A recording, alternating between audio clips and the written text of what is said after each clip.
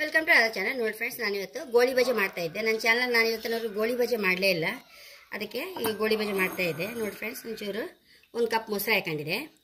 ನಮಗೆ goli baje high class ಆಗಬೇಕಾದ್ರೆ ಖಂಡಿತ ಒಳ್ಳೆ ಫ್ಯಾಟಿ ಮೊಸರು ಹಾಕೊಂಡ್ರೆ ನಮಗೆ ಹೈ ಕ್ಲಾಸ್ ಆಗುತ್ತೆ ಫ್ರೆಂಡ್ಸ್. ನೋಡಿ, ಹಸಿಮೆಣಸು ಹಾಕೊಂಡಿದೆ, ಬೇವಿನ ಎಲೆ, ಶುಂಠಿ, ಚೂರು ಒಂದು ಚಿಕ್ಕ ತಟಕ್ಕೆ ಸೋಡಾ ಪುಡಿ. ನಮ್ಗೆ ಮೊಸರು ಒಳ್ಳೇದಿದ್ರೆ ಸೋಡಾ ಪುಡಿ ಸಹ ಹೆಚ್ಚು ಬೇಕಾಗೋದಿಲ್ಲ ಫ್ರೆಂಡ್ಸ್. ರುಚಿಗೆ ತಕ್ಕಷ್ಟು ಉಪ್ಪು ಕಲಿಸ್ಕೊಂಬ, ಮೈದಾ ಹಿಟ್ಟು ಹಾಕೊಂಬ,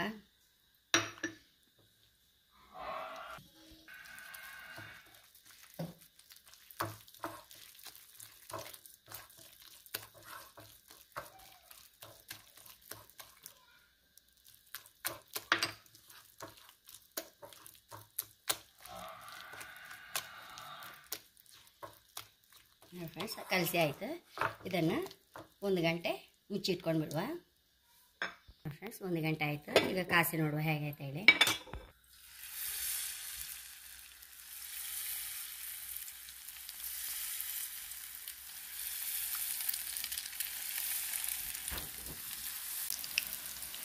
ಹಾಂ ಫ್ರೆಂಡ್ಸ್, ಅಷ್ಟೇ ಚೂರು ಸೋಡಾ ಪುಡಿ ಹಾಕಿದ್ದೆಲ್ಲ ಹೇಗೆ ಲಾಯ್ಕ್ ಉಬ್ಬುತ್ತಾಯಿತು ನೋಡಿ. ನಮ್ಮದು ಮೊಸರು ಒಳ್ಳೇದಿದ್ದರೆ ಹೈ ಕ್ಲಾಸ್ ಆಗುತ್ತೆ ಫ್ರೆಂಡ್ಸ್.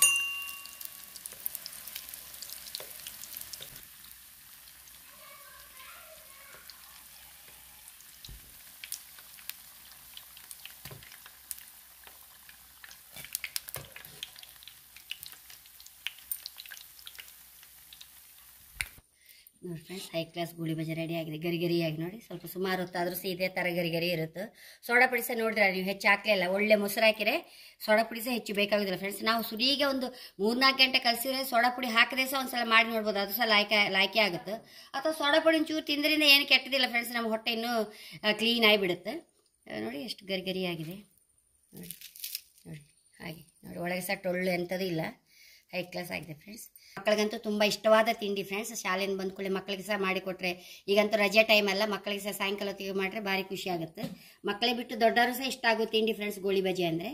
ಹಾಗೆ ಹೇಳಕ್ಕೆ ಇಷ್ಟಪಡ್ತೇನೆ. ನನ್ನ ಚಾನಲ್ ಇಷ್ಟ ಸಬ್ಸ್ಕ್ರೈಬ್ ಮಾಡಿ, ಲೈಕ್ ಮಾಡಿ, ಕಾಮೆಂಟ್ ಮಾಡೋದು ಮರೆಯಬೇಡಿ. Thank you.